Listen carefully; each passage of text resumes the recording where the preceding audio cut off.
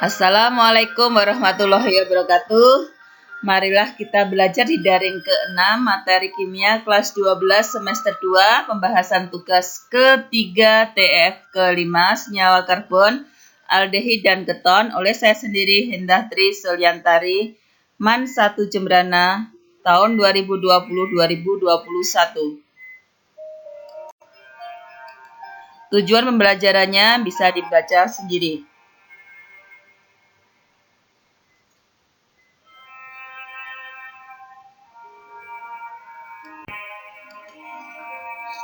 Pembahasan soal pertama. Tuliskan struktur senyawa-senyawa berikut ini. 3 bromo 3,4 dimetilheksanal. Heksanal itu adalah gugus aldehid, adanya al. Ya.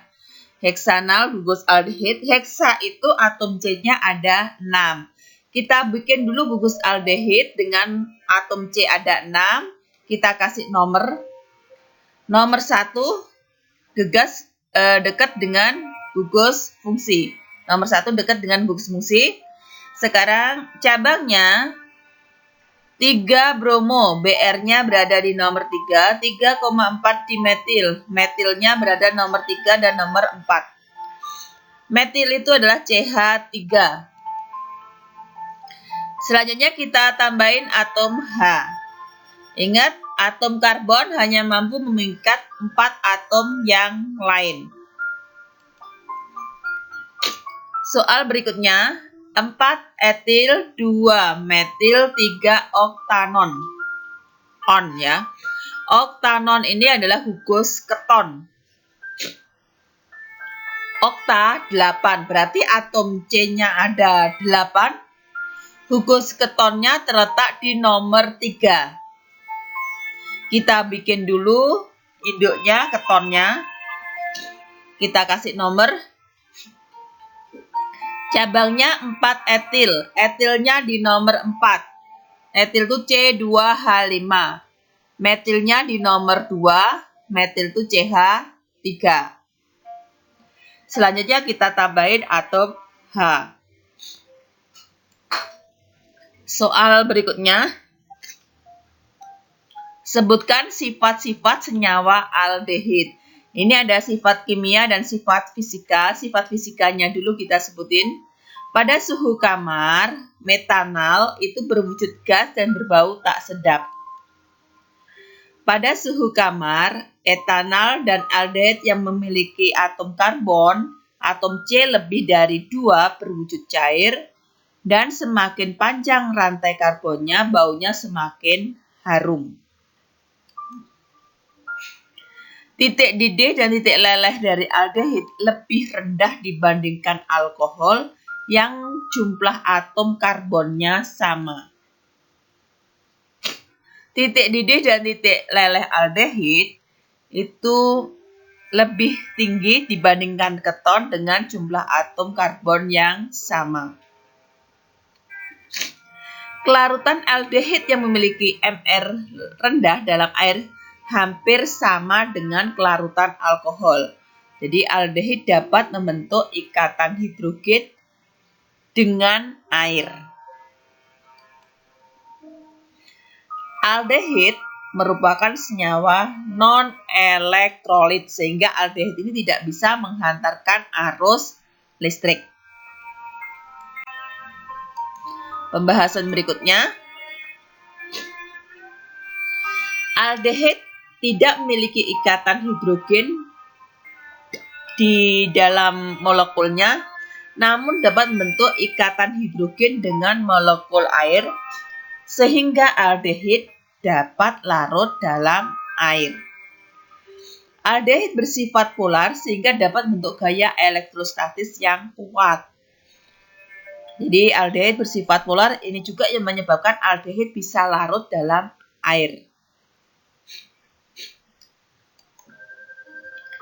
Aldehid lebih reaktif daripada keton. Jadi lebih mudah bereaksi aldehid daripada keton ya.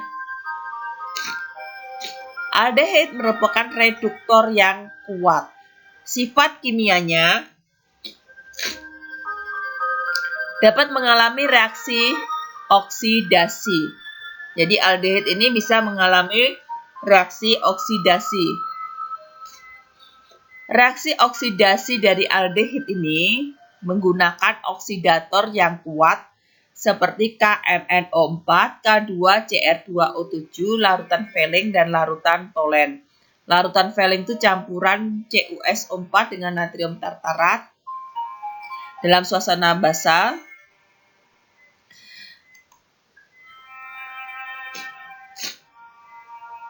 Reaksi dengan KMNO4 atau K2CR2O7 aldehid misalkan saja propanal dioksidasi dengan KMNO4 atau K2CR2O7 akan menghasilkan asam propanoat. Jadi asam karboksilat. Hasilnya adalah selalu asam karboksilat. Jadi aldehid kalau dioksidasi hasilnya selalu asam karboksilat. Dapat mengalami reaksi dengan larutan Fehling.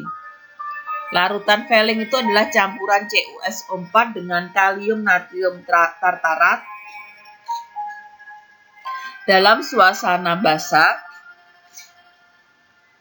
Ya, CuSO4 bisa dibilang sebagai ada Fehling A dan Fehling B. Yang Fehling B-nya itu yang basanya, bisa NaOH, KOH, dan sebagainya, basa kuat umumnya yang dipakai ya. Reaksi Fehling itu dapat dianggap sebagai CuO. Ya. Reaksi aldehid dengan larutan Fehling akan menghasilkan endapan yang berwarna merah bata yang karena terbentuknya Cu2O. Misalkan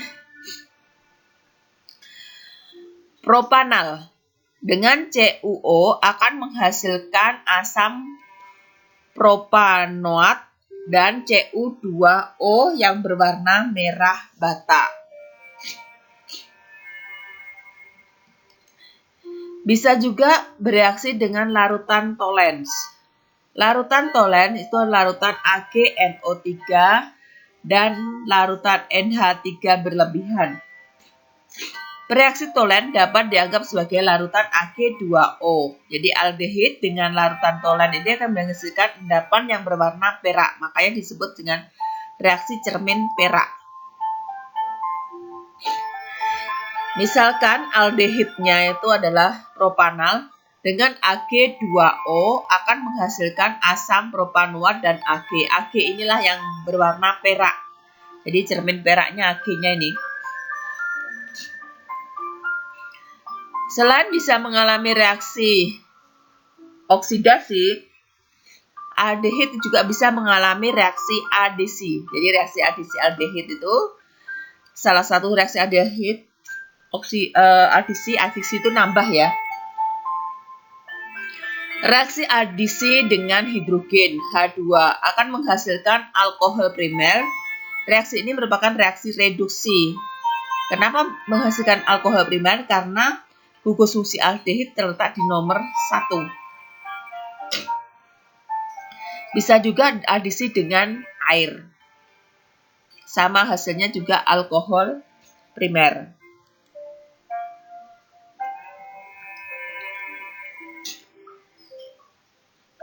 Contohnya,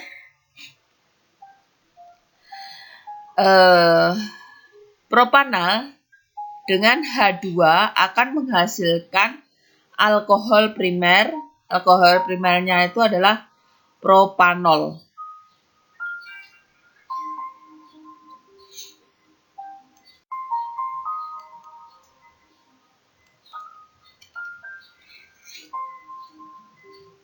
Selain bisa bereaksi dengan hidrogen, adisi aldehid itu bisa bereaksi dengan hidrogen cyanida atau asam cyanida menghasilkan hidroksikarbonitril atau cyanohidril. Cyanohidril itu di mana dia berubah ada gugus OH dan gugus CN yang masuk di situ. Misalkan aldehid dengan HCN ini akan menghasilkan cyanohidrin. Jadi cyanohidrin. bisa mengalami reaksi adisi dengan NaHSO3, natrium bisulfit, yang akan menghasilkan garam yang sukar larut. Aldehidnya bereaksi dengan NaHSO3 akan menghasilkan garam yang sukar larut, di mana garamnya itu ada gugus OH dan SO3Na.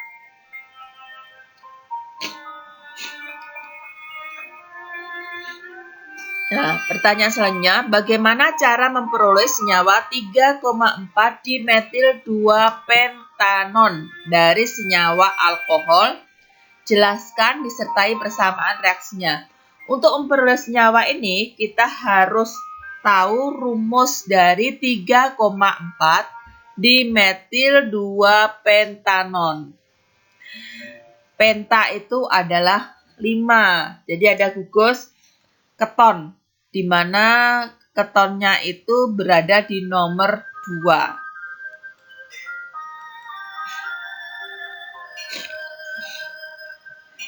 Ya, cabangnya berada di nomor 3 dan nomor 4. Setelah kita tahu rumusnya, kita bisa asumsi, oh berarti alkoholnya pasti posisinya yang mana? Yang primer apa sekunder? Apa tersier? Kalau tersier tidak mungkin. Ya. Kemungkinan posisinya adalah posisi bisa primer, bisa sekunder. Tapi karena ini berada di nomor 2, ini adalah posisi-posisi sekunder. Jadi alkohol yang kita gunakan adalah alkohol yang posisi sekunder. Jadi siapa alkohol yang posisinya sekunder sama namanya dengan 3,4 dimetil 2-pentanol. Bukan pentanon, tapi pentanol. Jadi akhiran on diganti ol karena dia alkohol. Apa yang digunakan? Reaksi apa yang digunakan? Reaksi oksidasi. Oksidatornya KMNO4 dan K2CR2O7. Jadi alkohol posisi sekunder, jadi alkoholnya namanya 3,4 dimetil 2-pentanol. Kalau dioksidasi akan menghasilkan 3,4 dimetil 2-pentanon.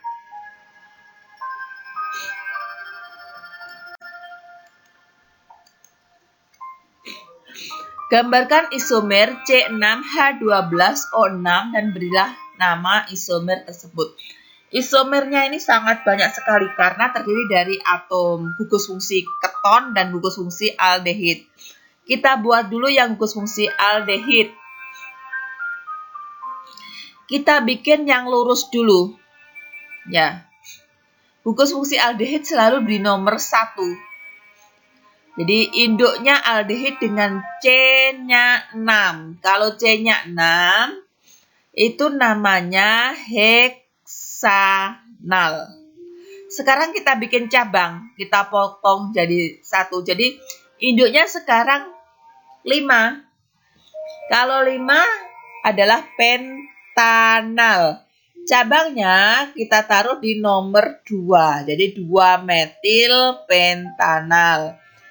Cabangnya ini bisa kita pindah ke nomor 3 dan nomor 4.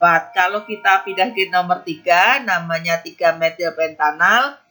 Kalau kita pindah ke nomor 4, 4-metil pentanal. Sekarang cabangnya sudah, untuk induk yang 5 sudah selesai. Kita bikin induk yang 4, yaitu butanal. Cabangnya ada 2, kita taruh dulu di nomor 2. Dua-duanya di nomor 2, berarti 2,2 dimetil butanal. Kita pindah salah satu, kita pindah ke nomor 3, berarti 2,3 dimetil butanal. Bisa juga kita pindah ke nomor 3-3-nya, 3,3 dimetil butanal. Sekarang kita bikin yang keton. Keton, kita taruh dulu gugus fungsi keton di nomor 2. Namanya adalah 2-heksanon. Kita bikin cabangnya yang pertama. Jadi cabangnya kita taruh induknya 5 saja. Cabangnya ditaruh di nomor 3. Namanya 3-metil 2-pentanon. Nomor 3 ini bisa kita pindah ke nomor 4. Namanya 4-metil 2-pentanon. Nah, sekarang kalau cabangnya nomor pentanon sudah, sekarang kita bikin induknya 4-butanon. Dua-duanya cabangnya kita taruh di nomor 3. 3,3 dimetil 2-butanon.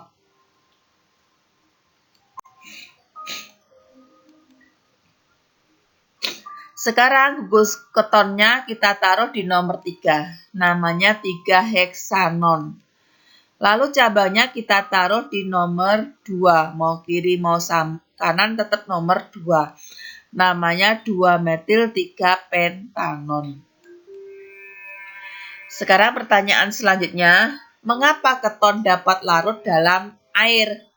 Jawabannya hampir sama dengan aldehid. Keton itu bersifat polar dan dapat membentuk gaya tarik-menarik elektrostatis yang sangat kuat antar molekulnya. Ini perhatikan ada gugus keton.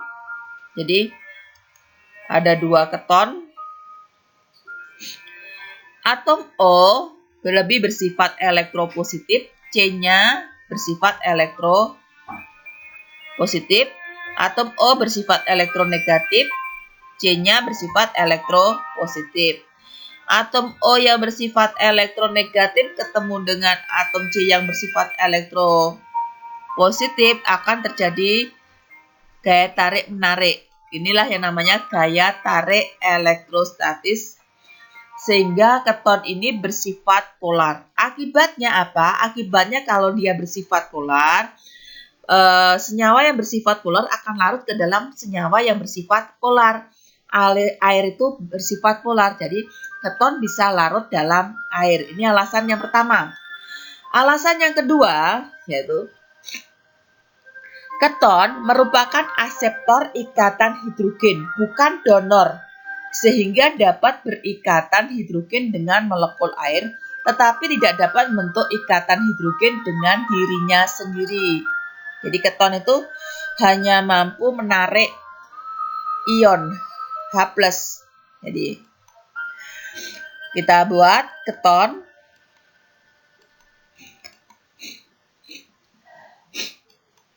Molekul air kita bikin juga.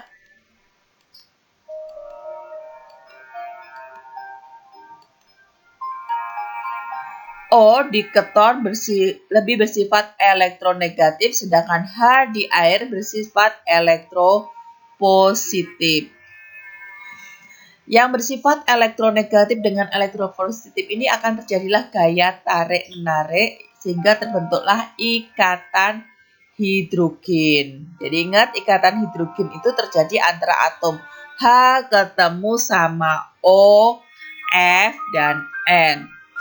Jadi ini ketemunya H ketemu O miliknya keton. Inilah yang terbentuklah ikatan hidrogen antara keton dengan air, sehingga keton bisa larut dalam air.